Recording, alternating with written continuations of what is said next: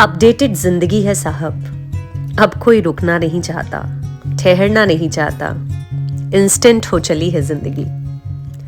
किताबें ठहराव मांगती हैं, वहां आपका ठहरना जरूरी है। लेखक की सोच के साथ हंसना रोना जरूरी है। जो किताबें पढ़ना पसंद करते हैं वो जानते हैं कि वो किसी उपन्यास के बस पाठक या रीडर नहीं होते, वो बनते हैं या तो नायक या नायिका। ये है किताबों का जादू टोना। हम 90s की जनरेशन है भाई, जहां पर नेटफ्लिक्स और तमाम OTT प्लेटफॉर्म पर न्यू शो सर्च नहीं होते थे। हमारी छुट्टियां चंपक नंदन बालहंस के संग कटा करती थी। वो हमारे लिए हमारी सबसे प्यारी यादों में से एक है।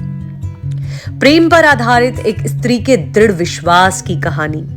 संघर्ष बदले भी, पर उसका विश्वास नहीं बदला।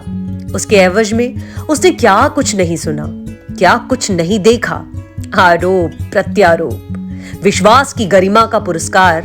जिसे प्रेम किया उसने विश्वास ही नहीं किया, और ना सम्मान।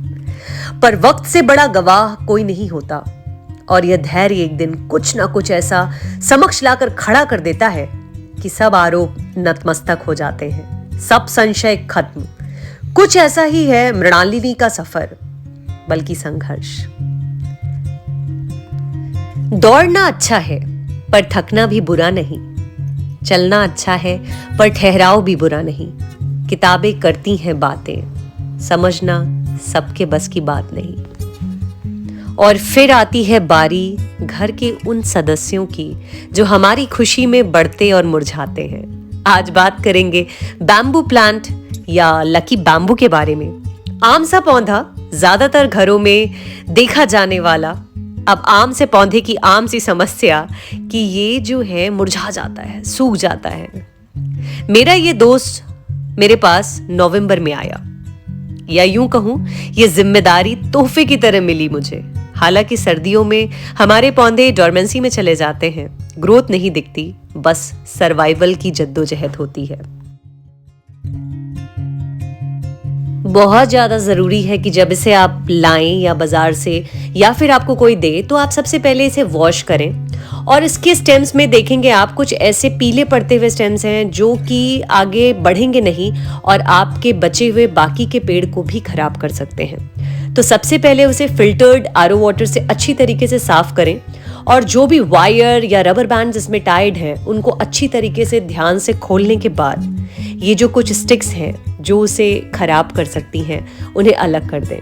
जैसे कि ये देख रहे हैं आप, ऊपर से सूख चुकी है, बहुत हल्की सी नीचे से ग्रीन है, लेकिन इसके सर्वाइवल के चांसेस 0% भी नहीं है। लेकिन फिर भी ठीक है, इट्स ओके, हम इसे अलग से रखेंगे पानी में। लेकिन इन वाले पेड़ों के साथ जो इनके बाकी के स्टेम्स हैं वहां से हटा देंगे।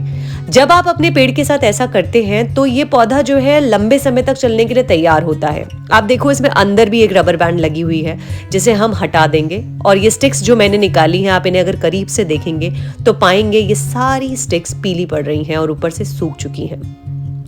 ये मैंने अलग कर ली है कुछ स्टिक्स जो कि साफ थी और अच्छी तरीके से बढ़ रही हैं, इसमें कोई पीलापन नहीं है।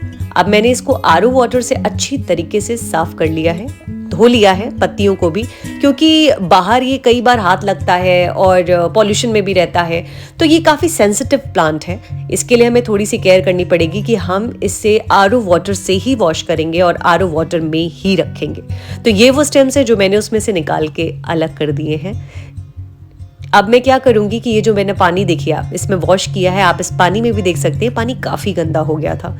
अब मैं फिर से इसमें RO वाटर डालूंगी और इसके बाद मैं इसमें इस्तेमाल करूंगी हाइड्रोजन पेरोक्साइड। ये आपको मिल जाएगा किसी भी मेडिकल शॉप पे बहुत आराम से। आधा चम्मच लेना है और इसे पानी में आपको घोल लेना है, और इससे आपके जितने भी आपने स्टिक्स निकाले हैं उनको अच्छी तरीके से सोक कर देना है। थोड़ी देर या लगभग आप समझ लीजिए 10 मिनट भिगोने के बाद आप इसे अच्छी तरीके से ड्रेन कर देंगे और फिर से इसे साफ पानी से वॉश कर लेंगे। काफ़ी सेंसिटिव प्लांट और बहुत साफ़ सुथरा रहना पसंद करता है। और सबसे बड़ी बात कि अगर आप इसे रनिंग वाटर डाल करके अगर आप इसे रखते हैं और अगर आपके शहर में, आपकी सिटी में पानी जो है खारा आता है तो ये सर्वाइव नहीं कर पाएगा। जैसे कि दिल्ली नोएडा का पानी, ओ माय गॉड, बहुत ज़्यादा ख़राब। तो इस प्लांट के लिए तो वो बिल्कुल जहर है। तो यूज़ कीजिए केवल आरओ का पानी और ये लंबे समय तक आपके पास बना रहेगा। तो यहाँ पे मैंने सेम प्रोसेस किया है उन स्टिक्स के लिए भी जिनमें थोड़ी बहुत हरी पत्तियाँ हैं। लालच मुझे हरी पत्तियों का ही है, लेकिन मुझे मालूम है कि वो सर्वाइव नहीं करेंगी। उसमें नीचे से रूट्स ख़त्म हो चुकी हैं और वो पूरी तरीके से ड्राई हो चुकी हैं डंडियाँ, लेकिन ठीक है, इट्स ओके। अच्छा, अब मैं यहाँ पे क्या कर रही हूँ कि ये जो मैंने यहाँ साफ़ कर लिया है, इस पानी को मैंने फिर से एक आरओ वाटर लिया है और उसमें मैंने डाला है दालचीनी। दालचीनी जो है, जिसे सिनेमन पाउडर भी कहते हैं, आप इसे घर पे भी तैयार कर सकते हैं और आपको मार्केट में भी मिल जाएगा। आपको लगभग 2 घंटे के लिए इसमें भिगो करके छोड़ना है प्लांट्स को। और ये जो स्टेम्स थी, जिसमें से कुछ बहुत ऊपर की सूखी वाली स्टेम्स थी, वो मैंने हटा दी हैं। और सेम प्रोसेस मैं इनके लिए भी करूँगी, ताकि हो सकता है अगर ये सर्वाइव करें तो मुझे कुछ और नई बैम्बू स्टेम्स मिल जाएंगी। तो ये सिनेमन पाउडर मैंने ले लिया है और लगभग 1 चम्मच के करीब डालने के साथ साथ आपको इसको भिगो करके रख देना है 2 घंटे 2.5 घंटे के लिए। और उसके बाद इसे निकाल के फिर से वॉश करके आपको सेटल करके सेट कर लेना है। मैंने यहाँ पर वायर जो अभी मेरे पास अवेलेबल था, जो इसी में लग कर आया है, वो मैं इस्तेमाल कर रही हूँ।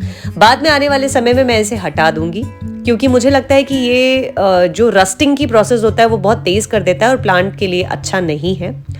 तो मैंने तो इसे इसी तरीके से रखा हुआ है और इन डोरमेंसी भी इसने मुझे ग्रोथ दिखाई है और मेरा पौधा अच्छे से ग्रोथ कर रहा है। तो अब तो सर्दियां बीत चुकी हैं और अब हम तैयार हैं गर्मियों के स्वागत के लिए। और ये मेरा नन्हा दोस्त भी मेरे साथ तैयार है।